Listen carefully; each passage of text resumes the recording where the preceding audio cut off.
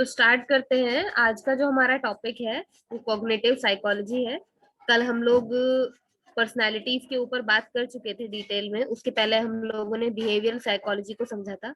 जब हम कॉग्निशन की बात करते हैं या कॉग्निटिव साइकोलॉजी की बात करते हैं तो बेसिकली साइकोलॉजी की जो बिहेवियर और पर्सनालिटी से ज्यादा नई ब्रांच है वो कॉग्निटिव साइकोलॉजी है। अभी अभी इसका ग्रो होना स्टार्ट हुआ है, बट इसका जो फील्ड है वो बहुत ज्यादा पॉपुलर है। उसका रीजन क्या है कि बिहेवियरिज्म में जिस बिहेवियर की बात की गई है उस बिहेवियर का केवल इनर एंड आउटर एस्पेक्ट देखा जाता है। उस बिहेवियर के पीछे जो रीजन है जिस वजह से वो काम हो रहा है उसको स्टडी नहीं किया जाता है। जैसे हमने कल भी देखा क्लासिकल कंडीशनिंग की, जब हमने बात करी थी तो हमने बोला कि हम कुछ एक इफेक्ट जोड़ देंगे में भी चेंजेस आने लगेंगे, या हम रिजल्ट को रिक्वायर्ड रिजल्ट पाने के लिए हम उसके इफेक्ट्स में चेंजेस कर सकते हैं, कंडीशनिंग कर सकते हैं। तो बिहेवियरिज्म बेसिकली जो है वो इनपुट एंड आउटपुट के ऊपर बात करता है। जो उसके बीच का प्रोसेस है कि वो हो क्यों रहा है ऐसा, उस क्यों के ऊपर बात नहीं करता है। तो 1950s तक का जो एरा था वो बिहेवियरिज्म का था। उसके बाद 1950s से 1970s तक बिहेवियरिज्म का जितना भी फील्ड था वो धीरे धीरे कॉग्निटिव लेवल में कन्वर्ट होने लगा, यानी कि कॉग्निशन स्टडीज में कन्वर्ट होने लगा। तो बेसिकली ये कॉग्निटिव लेवल जो है ये सारा का सारा मटेरियल कवर करता है, जिसमें कि आपके thinking, perception, learning, sensation, memory, attention, इस तरह के टर्मिनोलॉजी को समझा जाता है और इनके ऊपर फोकस किया जाता है। मतलब कि अगर कोई इनपुट आपके बॉडी, तो किस तरह से आपकी बॉडी थिंक कर रही है, आपका ब्रेन उसको थिंकिंग पैटर्न में ला पा रहा है, क्या परसेप्शंस जनरेट हो रहे हैं, आप किस तरह से चीजों को सीख रहे हैं। सीखने के पीछे ऑपरेंट कंडीशनिंग थ्योरी तो ये बोलती है कि आप अटैच कर दो बस स्टिमुलस को, ऑटोमेटिकली आपको रिजल्ट मिल जाएगा। लेकिन उस लर्निंग प्रोसेस के पीछे हमारा ब्रेन किस तरह से काम कर रहा है उसको हम देखेंगे कॉग्निटिव साइकोलॉजी के अंदर। तो बेसिकली ये जो नई ब्रांच है कॉग्निटिव साइंस की, इसमें बहुत सारे अदर डिसिप्लिन भी इंटर रिलेटेड है। जैसे कि इसमें हम न्यूरो साइंस की बात करेंगे, बिकॉज ब्रेन का जो फंक्शन है वो न्यूरॉन से कनेक्ट होकर काम करता है। फिलोसफी की बात करेंगे, यानी कि हम उनको फिलोसॉफिकली एक्सप्लेन करने की कोशिश करेंगे। लिंग्विस्टिक्स की बात करेंगे, किस तरह से लर्निंग हो रही है। इन तीनों डिजायर्ड साइंस की ब्रांचेस का भी इन्वॉल्वमेंट कॉग्निटिव साइंस में ऑटोमेटिकली हो जाता है। तो बेसिकली कॉग्निटिव साइंस जो है ये किस चीज का आंसर करती है कि जितना भी हमारे आसपास कुछ हो रहा है, everything which revolves around us, if we want to know कि ये सब कैसे हो रहा है, मतलब एक व्यक्ति उसी एनवायरनमेंट में बैठ के सोच पाता है कि ये चीजें क्यों हुई है। कोई व्यक्ति उसी एनवायरनमेंट में उन चीजों पर ध्यान भी नहीं देता है। तो वो जो चीज हमें टिक करती है, ये सोचने पे मजबूर करती है कि आखिर ऐसा क्यों हुआ, हमारे आसपास ये जो हुआ या फिर हमारे अंदर जो हुआ ये क्यों हुआ। जब हमारा ये हमारे अंदर का ये जो टिक क्लिक करता है हमें, तो हमारे ब्रेन में, हमारे माइंड में जो प्रोसेस चल रहा होता है, इंटरनल प्रोसेस, उसको हम समझने की कोशिश करते हैं। और जब हम उसे समझने की कोशिश करते हैं और उसको एक्सप्लेन करने की कोशिश करते हैं, उसी को हम कॉग्निटिव साइकोलॉजी में स्टडी करते हैं। तो कॉग्निशन का बेसिकली मीनिंग क्या हुआ, बेसिकली उसका अर्थ क्या हुआ, किसी चीज को जानना। और किस चीज को जानना, यहाँ पे जानने की बात हो रही है जितने भी हमारे सीखने के तरीके हैं या फिर किसी एक पर्टिकुलर स्टिमुलस के प्रति हम एक पर्टिकुलर रिस्पॉन्स देते हैं, उन दोनों में जो कनेक्शन है उस कनेक्शन के प्रोसेस को जानना कॉग्निशन का लिटरल मीनिंग कहा जा सकता है। बात करें कॉग्निशन में काम करने वाले या कॉग्निटिव लेवल पे काम करने वाले आपके फिलोसोफर्स की, तो 1948 से इसकी स्टार्टिंग ऑलमोस्ट हो चुकी थी और फाइनली जाके पब्लिश्ड ये 1967 में हुआ था। 1950 से 1970 तक का ऑलमोस्ट एरिया जो है ये इसके डेवलपमेंट का मेन एरा कहा जाता है, क्योंकि 1948 से लगभग लगभग इसकी स्टार्टिंग हो चुकी थी। सबसे पहले नॉर्बर्ट वेनर ने 1948 में cybernetics, control and communication in the animal and machine, इस नाम से एक पब्लिश किया पेपर, जिसमें उन्होंने ये बताया कि जिसमें उन्होंने ये बताया कि एनिमल्स में और मशीन्स में किस तरह से कंट्रोल और कम्युनिकेशन काम करता है। उसके बाद टॉलमैन ने 1948 में ही कॉग्निटिव मैप्स के बारे में बात करी। कॉग्निटिव मैप्स में वो ये बोले कि रैट्स जो है, चूहे जो है, उनकी अगर ट्रेनिंग की जाए तो उन्हें भी कोई पर्टिकुलर चीज सिखाई जा सकती है। मतलब यहाँ पे तो उन्होंने एक्सपेरिमेंट केवल रैट्स पे किया, बट बेसिकली जब भी किसी एक एनिमल पे छोटा सा एक्सपेरिमेंट किया जाता है तो उसको जनरलाइज करने के लिए किया जाता है। तो अगर रैट को वो ट्रेनिंग देने के बाद रैट उस तरह से काम कर सकता है, सेम तरह के काम और एनिमल्स भी कर सकते हैं और ह्यूमन भी कर सकता है। इसका मतलब क्या है कि अगर रैट को ट्रेन करने पे वो पर्टिकुलर बिहेवियर बार बार शो कर रहा है, तो ये इस चीज को दिखाता है कि हमारे बिहेवियर में कुछ इंटरनल रिप्रेजेंटेशंस होते हैं। मतलब कहने का क्या है कि एक पर्टिकुलर बिहेवियर में, एनवायरनमेंट में हम जो रिजल्ट देते हैं, हम जो रिएक्ट करते हैं, वो वैसा ही होगा जैसा हमें ट्रेन किया गया है। क्योंकि जैसे अभी हमने पीछे भी बात करी, एक पर्टिकुलर सिचुएशन में कोई व्यक्ति शांत बना रह सकता है और उसी पर्टिकुलर सिचुएशन में किसी व्यक्ति को गुस्सा आ सकता है। तो जिस तरह की आपकी ट्रेनिंग रही है, आपके ब्रेन की ट्रेनिंग रही है, उसी तरह से आप रिएक्ट करेंगे। इन कॉग्निटिव मैप्स के बारे में टॉलमैन ने बात करी है 1948 में। जॉर्ज मिलर ने 1956 में द मैजिक नंबर 7 प्लस और -2 इस नाम से बहुत सारे पब्लिशमेंट्स किए, जिसमें उन्होंने कॉग्निशन लेवल में थिंकिंग, लर्निंग, मेमोरी, इन सब चीजों की बहुत अच्छे से एक्सप्लेनेशन दिए। इन सबको ज्यादा डिटेल में हमें जानने की जरूरत नहीं है, अगेन मैं फिर से बोलूंगी, क्योंकि ये सारा जो है डिटेल में पूरी पूरी यूनिट साइकोलॉजी वाले स्टूडेंट्स को पढ़ने के लिए आती है। हमें इनका इंट्रोडक्टरी पार्ट ही सफिशिएंट है एग्जाम पर्पज से। नेवल और सीमेन ने 1972 में development of general problem solver के नाम से पब्लिशमेंट किया था। अल्सायर नाइसर ने 1967 में कॉग्निटिव साइकोलॉजी को ऑफिशियली एक अप्रोच के तौर पे, एक ब्रांच के तौर पे स्टार्ट किया था। तो बेसिकली 1948 से लेके, यानी कि लगभग 1950 के आसपास से लेके 1967 यानी कि 1970 तक का जो एरा है, वो इसकी डेवलपमेंट का एरा रहा है। फाइनली 1967 में जाके कॉग्निटिव साइकोलॉजी टर्म पब्लिश की गई थी। उसके पहले तक कॉग्निटिव साइकोलॉजी टर्म को यूज नहीं किया जाता था। जैसे कि अलग अलग ब्रांचेस बनती हैं, जैसे बायोकेमिस्ट्री है या बायोमैकेनिक्स है, तो बायो और केमिस्ट्री यानी बायोलॉजी और केमिस्ट्री दोनों को मिला के जो बनाया गया है वो बायोकेमिस्ट्री है। तो उस पर्टिकुलर टर्म की लॉन्चिंग किसी एक ईयर में हुई है। वैसे ही कॉग्निशन साइंस जो है वो पहले से चली आ रही है, साइकोलॉजी जो है वो पहले से चली आ रही है, लेकिन कॉग्निटिव साइकोलॉजी यानी कि कॉग्निशन में किस तरह की साइकोलॉजी वर्क करती है, उसका जो पब्लिशमेंट है वो 1967 में हुआ है। उसके बाद मेमोरी का मॉडल देते हुए मल्टी स्टोर मॉडल नाम से एटकिंसन और श्रिफिन, इन्होंने 1968 में एक मॉडल प्रेजेंट किया था। तो इनके जो ईयर्स हैं, इनके जो नाम है और इनके जो कीवर्ड्स हैं, उनको हम जनरल अपने पेपर के पर्पज से याद रख सकते हैं।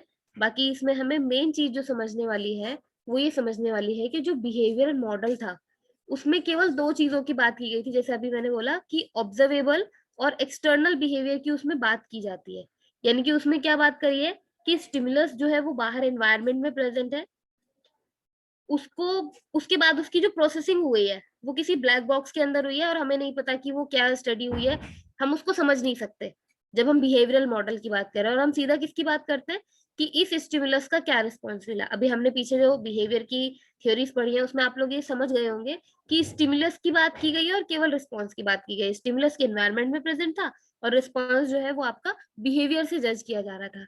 बट कॉग्निटिव मॉडल में हम साइंटिफिकली स्टडी कर सकते हैं इस इंटरनल बिहेवियर को, जिसको यहाँ पे ब्लैक बॉक्स नाम से प्रेजेंट किया गया है। कॉग्निटिव मॉडल उसको मीडिएशनल प्रोसेस के नाम से बताता है और इसको हम, सॉरी गलत टाइप हो गया है, इसको हम स्टडी कर सकते हैं, कैन बी स्टडीड होगा, इसको ठीक कर लीजिएगा आप लोग। तो इनपुट किसी एनवायरनमेंट से मिलेगा, यहाँ पे स्टिमुलस की बजाय इनपुट बोला गया है। मीडिएशनल प्रोसेस होगा जिसको हम स्टडी कर सकते हैं और उसके बाद एक रिस्पॉन्स यानी कि एक आउटपुट मिलेगा जो हमारे बिहेवियर में दिखेगा। तो कॉग्निटिव मॉडल इन तीनों ही चीजों की बात करता है। इसको आप लोग प्लीज सही कर लीजिएगा, कोई इसको गलत ना करे। It will B can, mediational process which can be studied. Okay, then after that information की जो प्रोसेसिंग है हमारे अंदर, वो लगभग लगभग एक कंप्यूटर की तरह होती है, हम ऐसा समझ सकते हैं। एक कंप्यूटर में किस तरह की प्रोसेसिंग होती है, अगर आप लोग देखें, ये जो पीछे एक मैप दिखाया गया है, एक इनपुट होगा, मीडिएशनल प्रोसेस यानी कि आपने जो इनपुट दिया है जो आपने ABCDEF अपने कंप्यूटर में कीबोर्ड की मदद से टाइप किया है, एक एक्सटर्नल एसेसरीज है। फिर वो इंटरनली बाइनरी डिजिट्स में कन्वर्ट होता है, प्रोसेसर उसको बाइनरी डिजिट में कैलकुलेट करके कन्वर्ट करके अपनी प्रोसेसिंग करता है। उसके बाद स्क्रीन तक पहुंचने पर स्क्रीन में फिर से वो उसको कन्वर्ट करके विजिबल फॉर्म में उसी तरह से दिखाता है जिस तरह से हमने टाइप किया है। सेम इसी तरह का प्रोसेस हमारे बॉडी का भी होता है, जिसमें कि हमारा जो कॉग्निटिव लेवल में प्रोसेसिंग है, वो पूरी प्रोसेसिंग लगभग लगभग किसकी तरह काम करती है, कंप्यूटर की तरह काम करती है। जैसे कि अगर हम देखें, जो इंफॉर्मेशन और प्रोसेस की अप्रोच है, बेसिकली ये कुछ अजम्पशंस पे डिपेंडेंट है, और वो अजम्पशंस यही है कि इंफॉर्मेशन हमें कहाँ से मिलेगी, सबसे पहले एनवायरनमेंट से मिलेगी, और ये एनवायरनमेंट से मिलने के बाद सेकंड प्रोसेस क्या होगा इसका, it will be processed in a system of series या in a series of system, जैसे कि attention, perception, short term memory, इन सब की एक पर्टिकुलर सीरीज होगी जिसमें जाने के बाद ये इंफॉर्मेशन आपको एनवायरनमेंट से मिल पाएगी।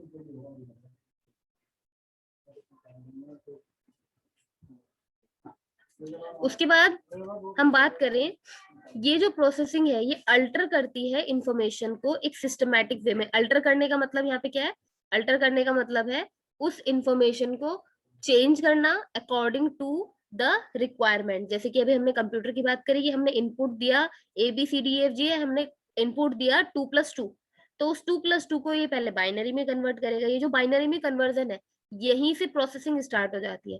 तो इसलिए यहाँ पे लिखा है कि कॉग्निशन लेवल में जो प्रोसेसिंग है उसमें अल्टरेशन स्टार्ट होता है उस इंफॉर्मेशन का जो हमें कहाँ से मिली है, एनवायरनमेंट से मिली है, और ये पूरा का पूरा एक सिस्टमेटिक वे में ही चलता है।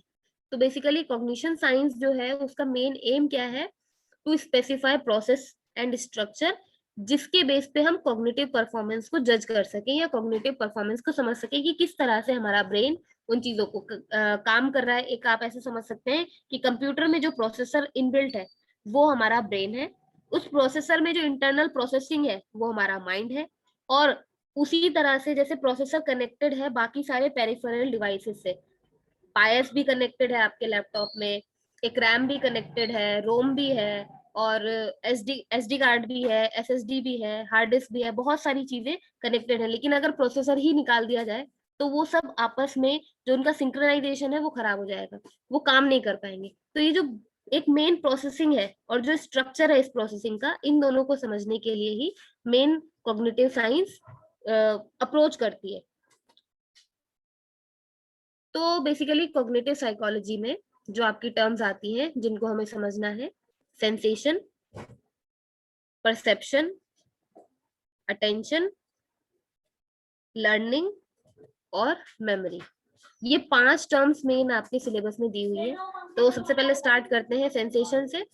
सेंसेशन बेसिकली क्या है, जब कोई आउटर स्टिमुलस किसी एक बॉडी के रिसेप्टर को एक्टिवेट करता है। बॉडी रिसेप्टर का मीनिंग क्या है, जितने भी आपके बायोलॉजिकल सेल्स हैं वो बाहर से चीजों को रिसीव करते हैं, जो रिसीव करने के बाद वो अंदर प्रोसेसिंग कर रहे हैं, वो प्रोसेसिंग में जाएगी। बट जो रिसीव करना है, जिस सेंस के थ्रू रिसीव हो रहा है, उस सेंस ऑर्गन को रिसेप्टर का नाम दिया जाता है। जैसे हमारे 5 सेंसेस होते हैं, उन 5 सेंसेस में जिसके थ्रू हम इंफॉर्मेशन को ग्रैब कर रहे हैं उसको रिसेप्टर कहा जाएगा।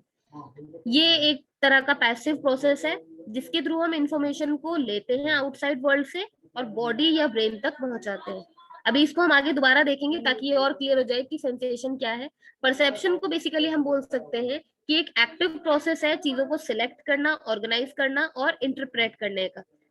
कौन सी चीजों को, उस इंफॉर्मेशन को बेसिकली जो हम आउटर वर्ल्ड से ग्रैब कर रहे हैं।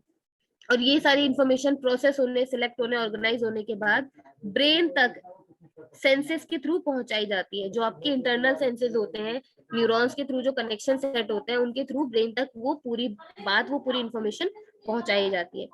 उसके बाद बात करते हैं अटेंशन की। तो अटेंशन बेसिकली क्या है, it is a focus of consciousness on particular object और idea at a particular time.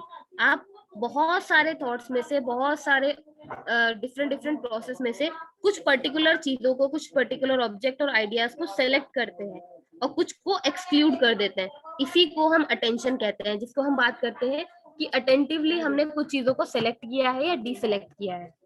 इसके बाद जब लर्निंग की बात करते हैं तो लर्निंग ऐसा प्रोसेस है जो नई understanding, knowledge, behaviour, skills, values, attitude और प्रेफरेंसेस को हमारे अंदर बिल्ड करता है। और मेमोरी बेसिकली जैसे कि आपके लैपटॉप में एक रैंडम एक्सेस मेमोरी होती है जो, और एक रीड ओनली मेमोरी होती है, वैसे ही हमारे ब्रेन में भी एक रीड ओनली मेमोरी होती है, एक रैंडम एक्सेस मेमोरी होती है। रीड ओनली मेमोरी जो केवल चीजों को देखती है, सुनती है, ऑपरेट करती है और फिर भूल जाती है। और जो एक्चुअल मेमोरी है उसमें जो प्रोसेसिंग है, उस प्रोसेसिंग के बाद चीजें एक्वायर करने के बाद ब्रेन उनको स्टोर करता है ताकि वो बाद में उनको रिट्राइव कर सके, उस इंफॉर्मेशन को रिट्राइव कर सके। ये रिट्राइविंग वाला जो सिस्टम है यही हमें काम आता है किसी एग्जाम की प्रिपरेशन करने के बाद। उस एग्जाम में जब हम क्वेश्चंस को सॉल्व करने जाते हैं तो उन क्वेश्चंस को सॉल्व करते हुए जो स्टोर्ड हमारी मेमोरी है, उस स्टोर्ड मेमोरी को हमें रिट्राइव करना पड़ता है, जिसके थ्रू हम सेम इंफॉर्मेशन को दोबारा से ग्रैब कर पाए। तो एक बार डीप में समझते हैं कि सेंसेशन क्या है।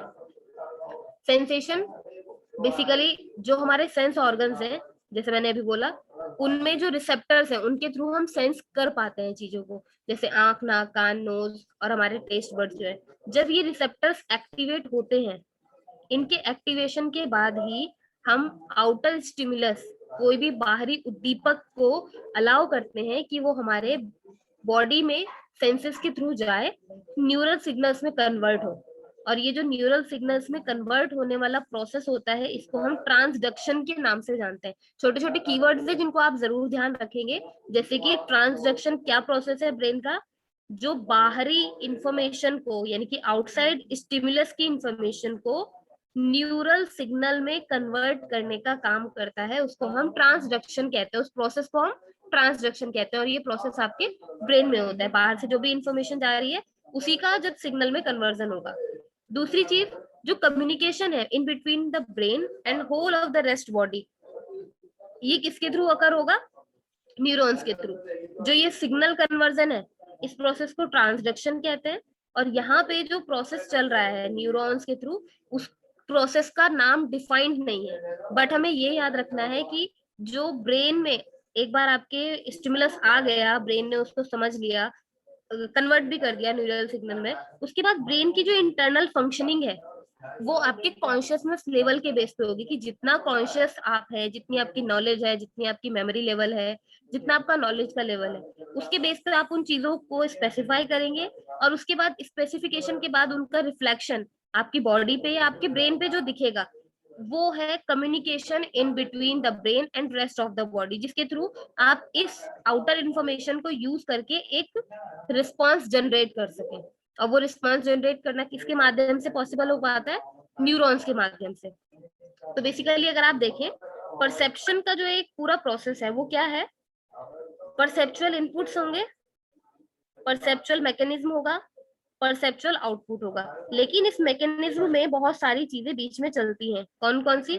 चीजों को रिसीव करना, उनको सिलेक्ट करना, ऑर्गेनाइज करना और उनको इंटरप्रेट करना। इन तीनों प्रोसेस में मैकेनिज्म के अंदर ही ये सारी चीजें हो जाती हैं, उसके बाद आपको आउटपुट मिलता है। अब अगर बात करें परसेप्चुअल इनपुट, तो ये इनपुट हमें कहाँ से मिलेगा? एनवायरमेंटल स्टिमुलस से। और परसेप्चुअल आउटपुट ये हमें कहाँ दिखेगा? हमारे एक्शंस में, यानी हमारे बिहेवियर में। तो इस पूरे चार्ट को हम कैसे समझ सकते हैं? कुछ स्टिमुलस होंगे, एनवायरमेंटल स्टिमुलस, जिनसे परसेप्चुअल इनपुट्स बनेंगे। मतलब जो हमने इनपुट अपने कंप्यूटर में दिया है 2+2, वो कन्वर्ट होगा बाइनरी डिजिट्स में, यानी कि वो कन्वर्ट होगा परसेप्चुअल इनपुट्स में। उसके बाद उसका मैकेनिज्म काम करेगा, जिसमें कि उन चीजों का सिलेक्शन, रिसीविंग, इंटरप्रेटिंग, ऑर्गेनाइजेशन, सारा उसमें कैलकुलेशन का काम होगा। बाइनरी डिजिट में कन्वर्ट कर चुका है कंप्यूटर, अब वो उसको कैलकुलेट करेगा बाइनरी डिजिट्स के अकॉर्डिंग। कैलकुलेट करने के बाद जो आउटपुट हमें हमारे एक्शन में मिल रहा है, उस एक्शन का बेसिकली मीनिंग क्या है? कि परसेप्चुअल आउटपुट है वो, जो इस परसेप्शन के कारण हमें मिला है। अच्छा, परसेप्शन वर्ड का एक जनरल जो हमारा बना रहता है कि पहले से हम किसी के लिए कुछ परसेप्शन क्रिएट कर लेते हैं। मतलब हमने किसी से सुना कि वह व्यक्ति ऐसा है, वह व्यक्ति वैसा है, हम उस चीज को पहले से परसेप्शन बना लेते हैं। वो परसेप्शन भी इसी वजह से बनता है क्योंकि बाहर से एक स्टिमुलस आया, एक किसी बाहरी व्यक्ति ने हमें एक इनपुट दिया, वो इनपुट हमारे ब्रेन में गया, ब्रेन में जाने के बाद ब्रेन ने उसको रिसीव किया, सिलेक्ट किया, इंटरप्रेट किया, ऑर्गेनाइज किया, और ये सब करने के बाद ब्रेन ने जब सिलेक्टिंग की बात आई तो वो सिलेक्ट कर सकता है कि हाँ भाई जो ये व्यक्ति बता रहा है वो सच है, और ब्रेन ये भी सिलेक्ट कर सकता है कि जो ये व्यक्ति बता रहा है ये सच नहीं है।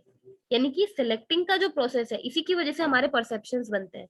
अगर ब्रेन ने सिलेक्ट कर लिया कि जो इस व्यक्ति ने बताया वो सच है, तो इस व्यक्ति ने किसी थर्ड पर्सन के बारे में हमें जो भी बात बताई है, भले ही हम उस थर्ड पर्सन को ना जानते हो, हम उसको एक परसेप्शन बना लेंगे और हमारे एक्शंस में वो चीज झलकेगी। जब वो थर्ड पर्सन कभी हमारे सामने आएगा तो हम उसके बिहेवियर को जैसा है वैसा महसूस करने के बजाय हमारे दिमाग में जो पहले से इनपुट है, परसेप्चुअल आउटपुट बन के जो आया था, उस इनपुट के बेस पे हम उसको जज करने लगते हैं कि हाँ इसकी जो बातें हैं ये गलत है। उसकी हर एक बात को हम गलत साबित करने की कोशिश करते हैं, या फिर अगर किसी ने हमें उस व्यक्ति के बारे में अच्छा बताया है तो हम उस व्यक्ति की हर एक बात को सही समझने लगते हैं। इस तरह से आपका परसेप्शन का जो पूरा प्रोसेस है वो काम करता है। बात करें अगर अटेंशन की, तो अटेंशन क्या है? Basically it is a selective mental activity. Selective का मतलब है जहां पे आप मेंटल प्रोसेस को सिलेक्ट करेंगे। जो अभी हमने पीछे बात करी, परसेप्शन में भी ये सिलेक्टिंग की बात आई है, लेकिन यहाँ पे परसेप्चुअल मैकेनिज्म के अंदर ये सिलेक्शन की बात हुई है। जब हम अटेंशन की बात करते हैं तो यहाँ पे जो सिलेक्शन है ये आपके कॉन्शियसनेस के लेवल में होता है। यानी कि आपकी जो कॉन्शियसनेस है वो सिलेक्ट करती है कि आपको इस एनवायरमेंट में रहना है या नहीं रहना है, आपको इस व्यक्ति की बात माननी है या नहीं माननी है, आपको क्लास अटेंड करनी है या नहीं करनी है। ये जो सिलेक्शन है हो तो रहा है मेंटली, मेंटल एक्टिविटी है, लेकिन किसके बेस पे हो रहा है? किसी परसेप्शन के बेस पे नहीं हो रहा है। आपकी जो खुद की कॉन्शियसनेस है, आप खुद कितने कॉन्शियस है, खुद कितना उन चीजों को ग्रैब कर रहे हैं, उसके बेस पे आप जब एक सिलेक्टिव मेंटल एक्टिविटी करते हैं उसको अटेंशन कहा जाता है। अटेंशन में कॉन्स्टेंटली एक ऑब्जेक्ट से दूसरे ऑब्जेक्ट पे या एक एस्पेक्ट से दूसरे एस्पेक्ट पे शिफ्ट्स होते हैं, कॉन्स्टेंटली शिफ्ट्स होते हैं। जैसे फॉर एग्जांपल हम जब किसी नई नई क्लास को अटेंड करने के लिए जाते हैं और हमने सुना हुआ है कि बहुत अच्छी क्लास हो रही है, तो हम दिमाग में एक परसेप्शन लेके जरूर जाते हैं कि हाँ बहुत अच्छी क्लास हो रही है। बट हमने 2 दिन अटेंड करी क्लास, 3 दिन अटेंड करी, अगर हमें कुछ समझ में नहीं आया तो यहाँ पे कॉन्स्टेंटली एक शिफ्ट आने लगता है हमारे उस परसेप्शन में, और वो कॉन्स्टेंट शिफ्ट एक एस्पेक्ट से दूसरे एस्पेक्ट पे शिफ्ट हो जाता है। पहले हम सोचते थे क्लास अच्छी होती है, अब हम सोचते हैं कि क्लास अच्छी नहीं होती है। जिन लोगों ने बताया था अच्छी होती है उनको अभी भी अच्छी लगती है, लेकिन ये शिफ्ट केवल किसी एक के कॉन्शियस लेवल पे हुआ है। So that's why we call कि attention is a constant shifting from one object to another और from one aspect to another. क्योंकि जैसे जैसे हम चीजों को समझते जाते हैं वैसे वैसे हमारी जो नॉलेज है, हमारा जो रिएक्ट करने का तरीका है उन चीजों के प्रति वो बदलता जाता है। अटेंशन को बेसिकली हम बोल सकते हैं it is focus of consciousness on a particular object. हमारी जो चेतना है, हमारी जो कॉन्शियसनेस है, यानी कि हमारी जो अवेयरनेस है, क्योंकि हम साइकोलॉजी की बात कर रहे हैं तो कॉन्शियसनेस को यहाँ पे हम अवेयरनेस के साथ अटैच करेंगे, ना कि चेतना के साथ। तो अटेंशन का जो पूरा पूरा फोकस है या फिर अटेंशन जो है वो आपकी अवेयरनेस का एक फोकस है। आप अवेयर तो है, आप क्लास में अटेंटिव तो है, अवेयर है कि हाँ क्लास चल रही है, आप चीजों को ध्यान से सुन भी रहे हैं, लेकिन आपका फोकस किसी एक पर्टिकुलर चीज पे होगा। जैसे कि आपका फोकस होगा कि स्क्रीन पे क्या वर्ड्स लिखे हुए हैं, या फिर आपका फोकस मेरी आवाज पे होगा, या फिर आपका फोकस ये जो आपको रेड कलर का पॉइंटर नजर आ रहा है इस पे होगा। तो हर किसी व्यक्ति का अटेंशन उसके कॉन्शियसनेस के यानी उसकी अवेयरनेस के एक फोकस बिंदु पर ही आके टिकता है। अब ये फोकस किसी एक पर्टिकुलर ऑब्जेक्ट पे हो सकता है, किसी एक पर्टिकुलर एस्पेक्ट पे हो सकता है, किसी पर्टिकुलर पॉइंट पे हो सकता है। जैसे कि ये पॉइंटर है, जितने जितनी जगह ये पॉइंटर घूम रहा है उतनी उतनी जगह आप अपने विजन को भी टर्न करेंगे। इसी तरह से अटेंशन को हम बोल सकते हैं it is a state of preparedness और alertness. Attention is the state of preparedness और अलर्टनेस का मतलब क्या है कि आप कुछ चीजों के लिए प्रिपेयर कर रहे हैं अपने आप को, या फिर अपने आप को अलर्ट करने के लिए आप कोशिश कर रहे हैं। उसी तरह से अटेंशन कुछ मोटर और सेंसरी एडजस्टमेंट्स करने के लिए रिक्वायरमेंट होता है, कुछ रिक्वायरमेंट होती है अटेंशन में। अगर हम किसी चीज के प्रति अटेंटिव होना चाह रहे हैं, जैसे सपोज किए करिए कि क्लास में बैठे बैठे हमें नींद आने लगती है और कोई बगल में आके कान के बगल में बिल्कुल चुटकी बजा दे, तो अचानक से हमारी आंखें खुल जाती है। तो जब आंखें खुलने वाली चीज हुई वहां पे आपके मोटर और सेंसरी नर्व्स ने काम किया, उनका एडजस्टमेंट हुआ ऑन दैट पर्टिकुलर पार्ट और on that particular situation to be attentive. जैसे बहुत लोग अटेंटिव क्लास को अटेंटिव बनाने के लिए डिफरेंट डिफरेंट एक्टिविटीज करते हैं। बहुत लोग पावर पॉइंट प्रेजेंटेशन के थ्रू पढ़ाते हैं, जैसे अभी हम वीडियो कॉन्फ्रेंसिंग के थ्रू पढ़ रहे हैं। तो दो तरीके से आपकी पढ़ाई हो सकती है। एक, जैसे कि सर आपको पढ़ाते हैं कि सामने बोर्ड होता है, सर आपको बोर्ड के थ्रू पढ़ाते हैं। एक, जैसे कि आपके सामने स्क्रीन पे आपको चीजें लिखी हुई दिख रही है और पॉइंटर का यूज करके हम उन चीजों को पढ़ा रहे हैं। तो आपकी जो अटेंशन है, उस अटेंशन में कुछ मोटर और सेंसरी एडजस्टमेंट्स भी जरूरी होते हैं, जो किसी एक पर्टिकुलर सिचुएशन में आपको अटेंटिव रखने के लिए जरूरी होते हैं। जैसे सपोज करिए, अगर कंटिन्यू आपकी स्क्रीन पे ये पिक्चर छोड़ दी जाए और सिर्फ आपको बोलते रहे हम, तो हो सकता है कि आपका अटेंशन शिफ्ट हो जाए और आपको नींद आने लगे। तो ये पॉइंटर जो है, ये पॉइंटर क्या काम करता है, आपके अटेंशन को कंटिन्यू शिफ्ट करने का काम करता है। जब इस पॉइंटर को हम किसी एक लाइन पर लाकर टिक करते हैं, भले ही वो टिक आपको सामने नजर ना आए, वो लाइन आपको बनी हुई नजर ना आए, लेकिन आप समझ जाते हैं कि इस पॉइंट की बात हो रही है, it is selective mental activity.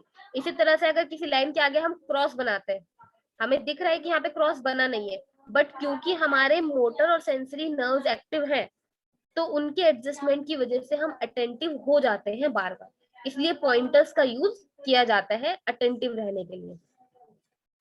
Same उसी तरह से अगर हम बात करें लर्निंग की, तो लर्निंग यानी सीखना, अधिगम जिसको हिंदी में बोलते हैं। लर्निंग की डेफिनेशंस की बात करते हैं, तो लर्निंग करने के बाद यानी अधिगम होने के बाद हमें क्या प्राप्त होता है, वी एक्वायर नॉलेज, सभी लोग जानते हैं। लर्निंग बेसिकली एक ऐसा बिहेवियर है जो स्ट्रेंथन और वीकन करता है आपके पुराने बिहेवियर या फिर पुराने एक्सपीरियंसेस को। This definition was given by Henry piece.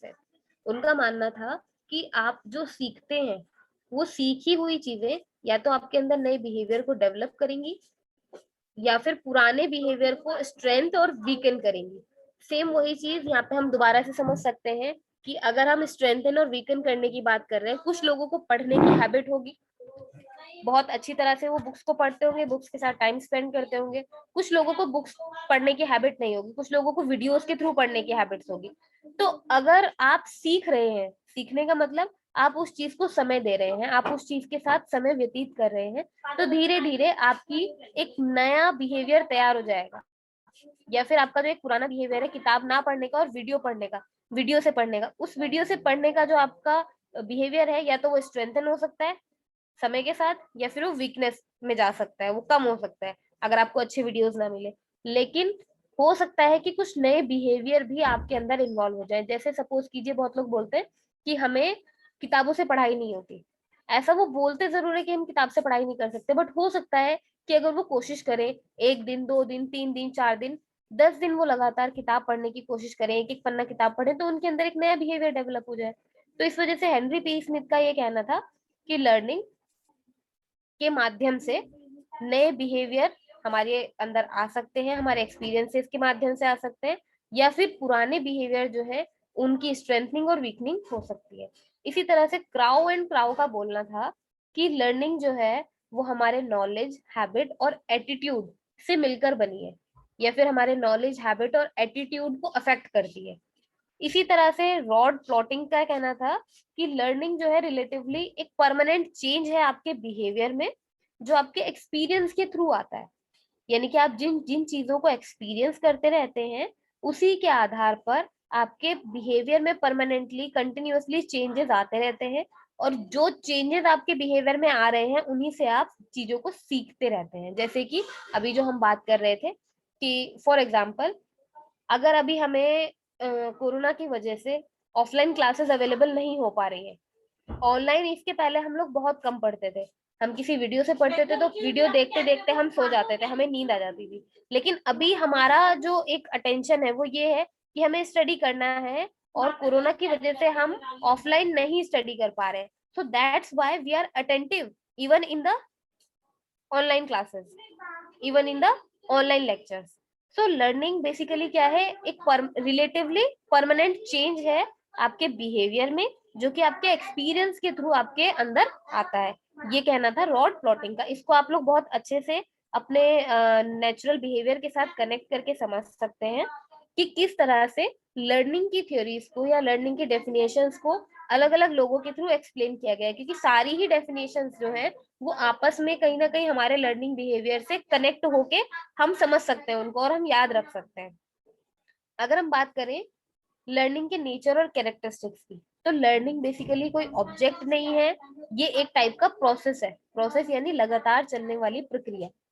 Learning में जितने भी आपके एक्सपीरियंसेस हैं, जितने आपके अनुभव हैं, आपके बर्थ से लेकर डेथ तक, वो कंटिन्यू आपके बिहेवियर में चेंज लाते हैं, ऐसा कह सकते हैं हम। लर्निंग में जितने भी आपके बिहेवियर में चेंजेस हो रहे हैं, वो या तो पॉजिटिव हो सकते हैं, नेगेटिव। पॉजिटिव और नेगेटिव का मतलब क्या है कि या तो अच्छे चेंजेस हो सकते हैं या फिर बुरे चेंजेस हो सकते हैं। क्योंकि जब हम चीजों को सीखते हैं तो सीखने का अर्थ ये कदापि नहीं है कि वो चीजें अच्छी ही होंगी। कई बार हम सीखते हुए गलत संगति के कारण गलत चीजें भी सीख जाते हैं, या फिर कई बार हम अपने परसेप्शंस के कारण, किसी से हमने कोई बात सुनी, हमने परसेप्शन बना लिया, उसकी वजह से हम चीजों को गलत एक्वायर करने लगते हैं, हम चीजों का मतलब गलत समझने लगते हैं। तो इसलिए लर्निंग जो है, उसकी वजह से बिहेवियर में जो चेंजेस आते हैं वो आपके अच्छे भी हो सकते हैं और बुरे भी हो सकते हैं। इसके बाद हम ये चीज समझ सकते हैं, जैसे अभी मैंने कोरोना वाला एग्जांपल दिया कि आफ्टर कोविड सारी स्टडीज बंद होने के बाद हम लोग ऑनलाइन लेक्चर्स में भी कंपैरेटिवली ज्यादा अटेंटिव है। मैं ये नहीं बोल रही हूँ कि ऑफलाइन से ज्यादा अच्छा है, offline is a different thing, but online में कुछ ना से कुछ बेटर, जैसा हम कहते हैं। ऑनलाइन में हम लोग कोशिश कर रहे हैं अपने आप को एडजस्ट करने की। हर एक इंडिविजुअल अपने आप को प्रिपेयर कर रहा है कि उन चीजों को वो अडेप्ट करे। अब हमारा माइंडसेट कुछ ऐसा हो चुका है कि अगर ऑफलाइन नहीं भी मिल रहा है तो okay, we are ready to do online classes. So in learning we prepare, और in learning every individual prepare themselves for adjustment and adaptation. जब हम चीजों को सीखना शुरू करते हैं तो हम एडजस्टमेंट के लिए तैयार होते हैं, हम अडेप्टेशन के लिए तैयार होते हैं। हम चीजों को एडजस्ट भी करते हैं और अडेप्ट भी करते हैं। अगर हमारे अकॉर्डिंग चीजें नहीं हो रही है, okay, then it's fine, no problem, we will try some new methods. जितने भी लर्निंग है उन सबका एक ही पर्पस है, और अधिकतर लर्निंग जो है वो पर्पसफुल या गोल ओरिएंटेड होती है, ऐसा हम कह सकते हैं। बिकॉज जब हम कॉलेज में स्टडी करते हैं, जब हम स्कूल में स्टडी करते हैं, तो उस वक्त एक पर्टिकुलर गोल हमारा क्या होता है कि रिजल्ट में अच्छे मार्क्स लाने। अभी हम नेट के लिए स्टडी कर रहे हैं, तो बहुत लोगों का जो गोल होगा नेट की स्टडी का, वो ये होगा कि उन्हें नेट में अच्छे मार्क्स लाने हैं, या जेआरएफ में, जेआरएफ के लिए उन्हें अप्लाई करना है। और बहुत लोगों का गोल ये होगा कि हमें पीएचडी करनी है, तो पीएचडी के लिए ये जरूरी है, इस वजह से हम इसको कर रहे हैं। मतलब बहुत लोगों का गोल केवल नेट और जेआरएफ तक सीमित है, उन्होंने पीएचडी के बारे में तक अभी तक सोचा ही नहीं है। They are just preparing for NET और जेआरएफ। वो भी एक पर्पज है, ऐसा नहीं है कि पर्पज नहीं है, बट बहुत लोगों का गोल ये है कि उनके दिमाग में कोई एक टॉपिक है फॉर द रिसर्च। उनका एक गोल है कि हमें इस टॉपिक पे ये पैरामीटर्स लोगों के सामने लाने हैं, और उन पैरामीटर्स तक जाने के लिए हमें पीएचडी करनी है। पीएचडी के पहले नेट और जेआरएफ इज नेसेसरी नाउ। सो हम उन चीजों को सीख रहे हैं जिसके माध्यम से हम नेट और जेआरएफ तक पहुंच पाए। So that's why we can say जितनी भी लर्निंग्स है, चाहे हम कोई भी चीज सीख रहे हैं, वो गोल ओरिएंटेड होती है या फिर किसी ना किसी कारण से होती है, उनके पीछे कोई ना कोई पर्पस होता है। आफ्टर दैट, किसी भी लर्निंग का जो स्कोप है, किसी भी अधिगम का जो स्कोप है, वो बहुत वाइड हो सकता है। जितना चाहे उतना वाइड हो सकता है। आप जितना ज्यादा चाहें उतना उन चीजों को समझ सकते हैं, जितना ज्यादा चाहें उतना उन चीजों को सीख सकते हैं। लर्निंग जो है एक यूनिवर्सल यानी कि सार्वत्रिक, और कंटिन्यूअस यानी कि लगातार चलने वाला एक अभ्यास है।